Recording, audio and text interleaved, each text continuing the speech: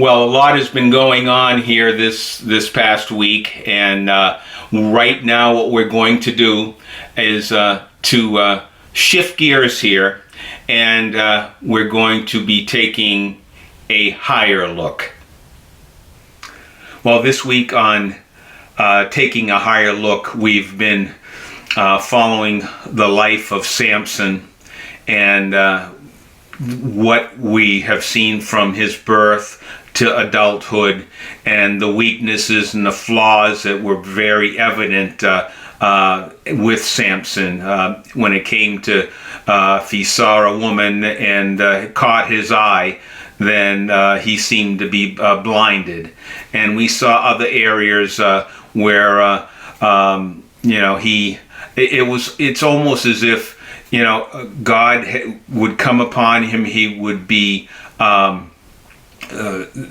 strong, Superman, so to speak, and almost maybe there was a sense of invincibility, and that's how he was going through life.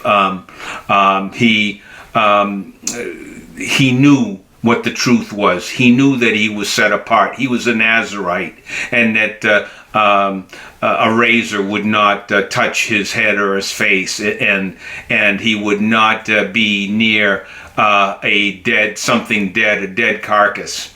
And yet and still, though, we saw early on where he killed a lion, and then bees came into that carcass, and he saw the honey. And not only did he disobey the being a Nazirite, but he brought his parents into it and defiled them, because he gave them and offered them this honey, and not telling them where he got it from. So we see flaws upon flaws with Samson, but we know that the Spirit of the Lord would come upon Samson. And we see weaknesses. We all have weaknesses. We all are flawed. And the enemy comes at us, as we've mentioned before in these past weeks in studying Samson. The enemy attacks us with the same playbook. He knows our weaknesses, and he keeps coming at us trying to bring us down with the same tactics. And with Samson, maybe it was that invincibility that nothing could stop him, and he played games. He was, the riddles, and just dancing around and skirting around what he should not have been sharing. And we see this continually, and right now we're going to be taking a look again, obviously, in Judges chapter 16, and we're going to be starting with verse 4. And we saw before the harlot he was caught up with, and what took place there. What we didn't discuss was that we did leave off where he grabbed the city gate, but he also came back with the jawbone of a donkey, a jawbone of an ass, and he killed over 1,000 men at that time. Again, the Spirit of the Lord was upon him, and he took care of 1,000 or killed 1,000 Philistines in that area. But we're going to be looking at now after he left that area, and we're going to see what takes place there. And again, it's Judges chapter 16, verse 4 through 7. Excuse me. Afterwards, it happened that he loved a woman in the valley of Sorek, whose name was Delilah.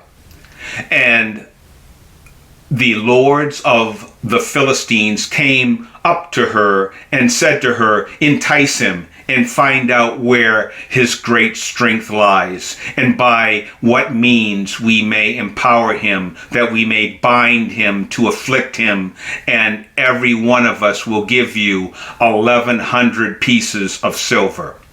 So Delilah said to Samson, "Please tell me where your great strength lies, and with what you may be bound to afflict you."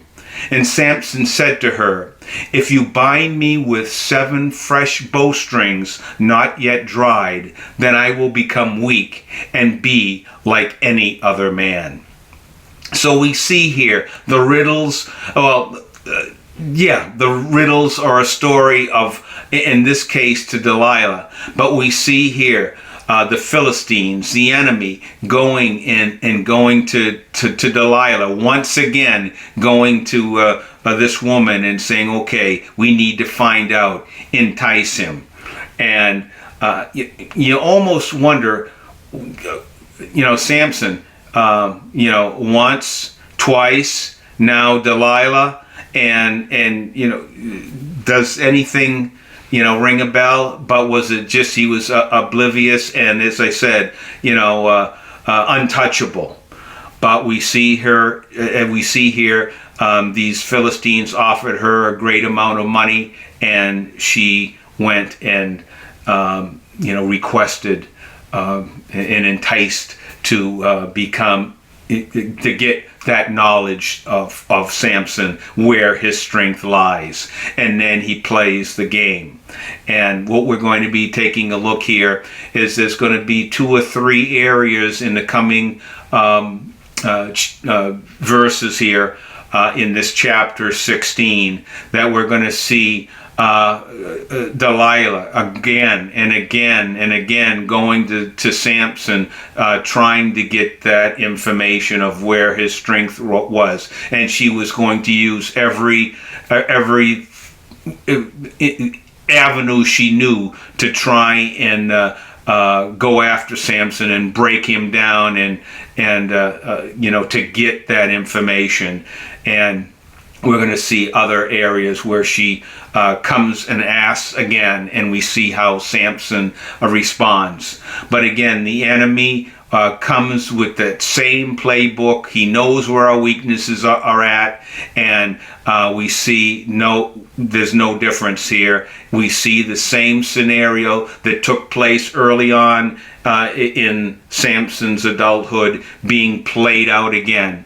So we will be taking a look here further in Judges chapter 16 and see, again, the entrapment or enticement from Delilah, and what Samson, how he reacts, or what he tells her again as far as where his strength lies. And we will be looking at that again in the following weeks here in Judges chapter 16. That's my perspective and comments.